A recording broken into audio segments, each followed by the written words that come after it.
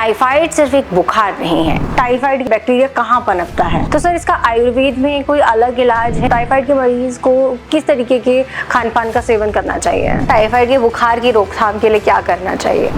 Sir कई लोग बोलते हैं कि उनका टाइफाइड बिगड़ गया है या बिगड़ा हुआ है, तो ये क्या होता है? टाइफाइड के लिए भी कोई वैक्सीन है? तो सर आप टाइफाइड से बचने के लिए कोई टिप्स देना चाहेंगे? टाइफाइड सिर्फ एक बुखार नहीं है, ये आपके शरीर को बहुत तरीकों से प्रभावित करता है। नमस्कार, मैं हूं सपना पांडे और आप देख रहे हैं न्यूज नेत्र का स्पेशल सेगमेंट हेल्थ नेत्र, जहां आज टाइफाइड के बारे में हमें बताने के लिए हमारे साथ जुड़ रहे हैं आरोग्य मेडिसिटी इंडिया के एमडी और फाउंडर डॉक्टर महेंद्र राणा। तो सर टाइफाइड क्या होता है और किस कारण से होता है? टाइफाइड एक विशेष प्रकार के बैक्टीरिया साल्मोनेला टाइफाई, साल्मोनेला पैराटाइफाई, इनके इन्फेक्शन की वजह से हमारे शरीर में होता है। ये जो बैक्टीरिया है ये कंटेमिनेटेड फूड से या पानी के थ्रू ओरल कंटामिनेशन से हमारे शरीर में प्रवेश करता है और हमारी जो स्मॉल इंटेस्टाइन है उसमें ये बैक्टीरिया हमारी आंतों को इन्फेक्टेड कर देता है और यही कारण है कि हम लोग टाइफाइड को इंटेरिक फीवर यानी आंतरिक ज्वर भी कहते हैं।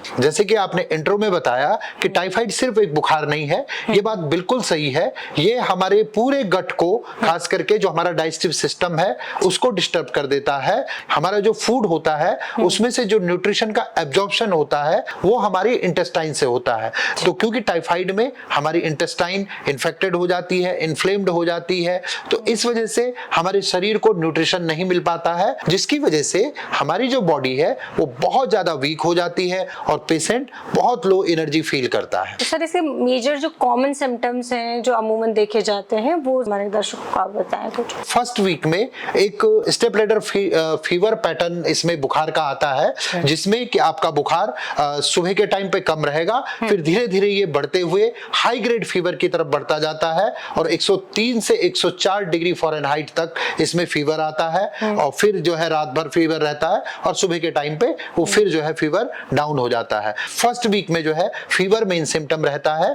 सेकेंड वीक आते आते इसमें हमारा पाचन तंत्र बहुत वीक हो जाता है और लगातार जी मिचलाना, पेट में दर्द होना, खास करके जो हमारा राइट अपर क्वाड्रेंट है उसमें बहुत सीवियर कोलिक पेन होना, इसके अलावा गैस बनना, थ्रोबिंग हेडेक होना, ये सिम्टम आने लग जाते हैं। और अगर टाइफाइड का इन्फेक्शन लगातार आपके शरीर में बना हुआ रहता है तो थर्ड वीक में इसमें डायरिया जैसे सिम्टम आने लग जाते हैं। आपको जो है बहुत loose watery stool pass out होगा, मरीज बहुत वीक हो जाता है। तो इस तरीके से ग्रेजुअली टाइफाइड के सिम्टम्स इंक्रीज होते जाते हैं। टाइफाइड बैक्टीरिया कहाँ पनपता है? जो व्यक्ति टाइफाइड का मरीज है अगर वो खुले में स्टूल पास करता है तो उसके स्टूल के साथ वहां के जमीन और पानी में ये साल्मोनेला टाइफाई का बैक्टीरिया जो है वो वहां पे पहुंच जाता है। अगर हम लोग फ्रूट्स, वेजिटेबल्स या पानी को जो है पूरे हाइजेनिक तरीके से नहीं लेते हैं उसके थ्रू भी ये साल्मोनेला टाइफाई का बैक्टीरिया हमारे अंदर ओरल कंटामिनेशन द्वारा एंटर कर जाता है और हमें टाइफाइड से पीड़ित कर सकता है। जी,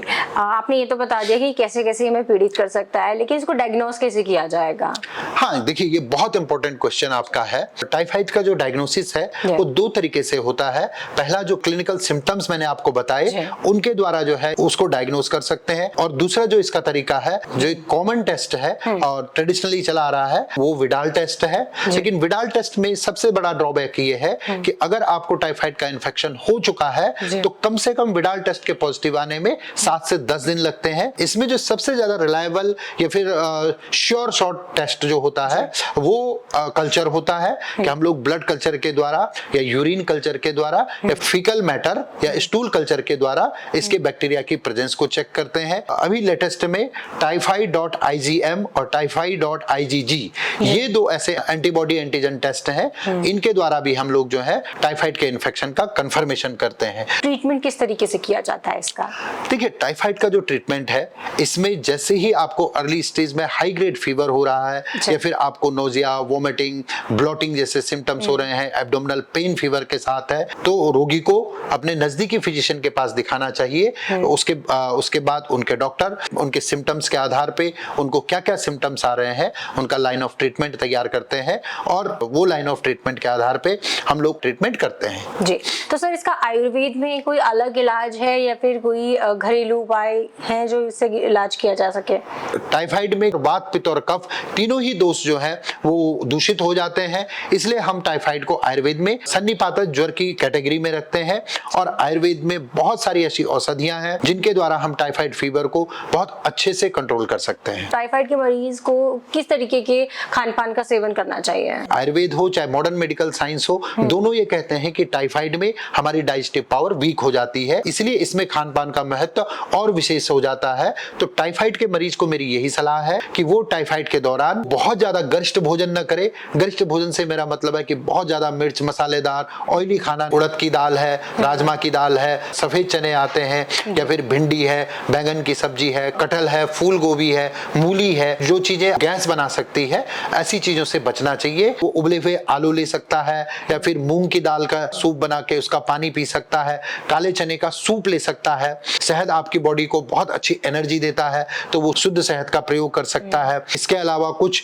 मिक्स वेज सूप होते हैं या फिर जो है अगर वो नॉन वेजिटेरियन है चिकन सूप यूज कर सकता है जिससे उसकी एनर्जी भी मेंटेन रहे और उसको मैक्सिमम न्यूट्रिशन मिले। वो अपने हाइड्रेशन को मेंटेन रखे यानी कि लगातार लिक्विड डाइट लेते रहे, कोकोनट वाटर है या लेमन जूस है इनका प्रयोग करते रहे। तो अगर उसको उल्टियां हो रही है तो वो पानी की जगह पे लेमन और पुदीना इनको मिक्स करके इसके पानी का सेवन कर सकता है। जो भी घरों में सब्जियां या खाने की चीजें हम यूज करते हैं तो उनको गर्म पानी से एक बार अच्छे से धो लें और पकाते समय वो कच्चे न रहे। कच्ची सब्जियां या कच्चा खाना कई बार जो है वो टाइफाइड के बैक्टीरिया को हमारे शरीर में प्रवेश करा देता है। आप पंचतुलसी अर्क का प्रयोग कर सकते हैं। गिलोय एक बहुत अच्छी इम्यून बूस्टर औषधि आयुर्वेद में है तो आप गिलोय का काढ़ा या गिलोय के सत का प्रयोग टाइफाइड में कर सकते हैं। अपने क्लिनिकल एक्सपीरियंस में टाइफाइड के पेशेंट में मैंने देखा है कि दशमूल क्वाथ एक बहुत अच्छी औषधि साबित होती है जिसमें कि आपकी भूख खुलती है, आपके शरीर को बल मिलता है और साथ ही साथ में आपकी जो वीकनेस है वो दूर होती है। तो इन चीजों का ध्यान टाइफाइड के पेशेंट को रखना चाहिए। अगर कोई भी टाइफाइड का पेशेंट है तो उसको यही सजेस्ट करूंगा वो टाइफाइड के दौरान बहुत ज्यादा बॉडी का एग्जर्शन न होने दे, अपने आप को कंप्लीट बेड रेस्ट में रखे, पूरा आराम करे, अपनी बॉडी में लगातार पर्याप्त फ्लूइड इनटेक करता रहे और अपनी हाइजीन पे ध्यान दे। तो सर टाइफाइड के बुखार की रोकथाम के लिए क्या करना चाहिए?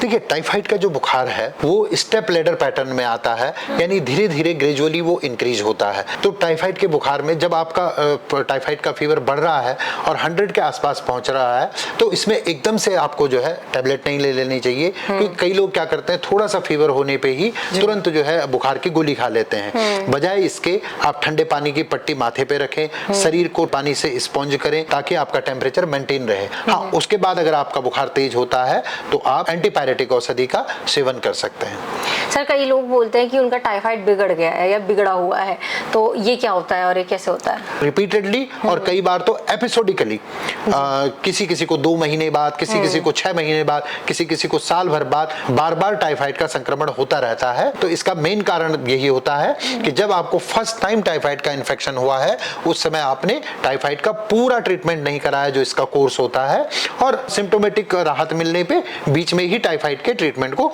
छोड़ दिया। तो उस वजह से टाइफाइड आपका रिपीट होते रहता है और उसी को हम लोग जो है आम बोलचाल की भाषा में कहते हैं कि इसका टाइफाइड बिगड़ गया है। इसी बात पे मैं ये एडवाइस भी लोगों को देना चाहूंगा कि जब भी आपको टाइफाइड का इन्फेक्शन हो, टाइफाइड डायग्नोस हो जाए तो उसका प्रॉपर ट्रीटमेंट करिए और जब तक आपके डॉक्टर आपको ट्रीटमेंट छोड़ने के लिए ना कहें तब तक ट्रीटमेंट को ना छोड़ें, जिससे कि एक ही बार में आपके टाइफाइड के बैक्टीरिया का इन्फेक्शन आपके शरीर से पूरी तरीके से रूल आउट हो जाए। अगर ऐसा नहीं होगा तो फिर जो है आप भी उसी कैटेगरी में आ जाएंगे जिसके लिए कहते हैं कि इनका टाइफाइड बिगड़ गया है। तो क्या टाइफाइड के लिए भी कोई वैक्सीन है? डेफिनेटली टाइफाइड के लिए भी जो है वैक्सीन मौजूद है और ये वैक्सीन 2 फॉर्म में आती है, कैप्सूल फॉर्म में और इंजेक्शन फॉर्म में। लेकिन वैक्सीन का प्रयोग हम कब करते हैं कि जब या तो हम किसी ऐसे एरिया में ट्रेवल करने वाले हों कि जहां पे टाइफाइड पेंडेमिक के रूप में होता है, वहां अगर हम ट्रेवल करने वाले हैं तो उन जगहों पे जाने से कम 2 हफ्ते पहले हमें टाइफाइड की वैक्सीन लेनी होती होती है, या जैसे अभी बात हुई थी कि जिन लोगों को रिपीटेडली टाइफाइड होता है,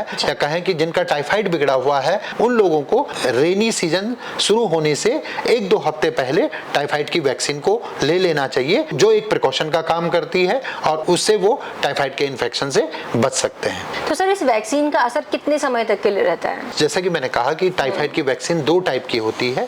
तो जो कैप्सूल फॉर्म में टाइफाइड की वैक्सीन होती है वो 4 साल के लिए असरकारक होती है, यानी एक बार अगर आपने ले ली तो 4 साल बाद आपको उसकी दूसरी डोज लेनी होती है। और जो इंजेक्टेबल फॉर्म में है वो वैक्सीन 2 साल तक काम करती है, आपको 2 साल बाद उसको दोबारा लेना पड़ेगा। तो सर आप टाइफाइड से बचने के लिए कोई टिप्स देना चाहेंगे? मैं सभी लोगों से कहना चाहूंगा, जो भी आप खाद्य पदार्थ इस्तेमाल करते हैं उनको खूब साफ करके और उबले हुए पानी में धोकर ही प्रयोग करें, और जो भी पानी आप पीने के लिए यूज करते हैं उसको उबाल करके प्रयोग करें। बहुत बहुत शुक्रिया सर, हमारे दर्शकों को बहुत सारी महत्वपूर्ण जानकारी देने के लिए। नमस्कार। तो ये थी टाइफाइड से जुड़ी ही कुछ महत्वपूर्ण जानकारियां। हेल्थ नेत्रा के अगले एपिसोड में अगर आप किसी और बीमारी के बारे में जानना चाहते हैं तो हमें कमेंट बॉक्स पर जरूर बताइएगा, और तब तक के लिए देखते रहिए न्यूज़ नेत्रा।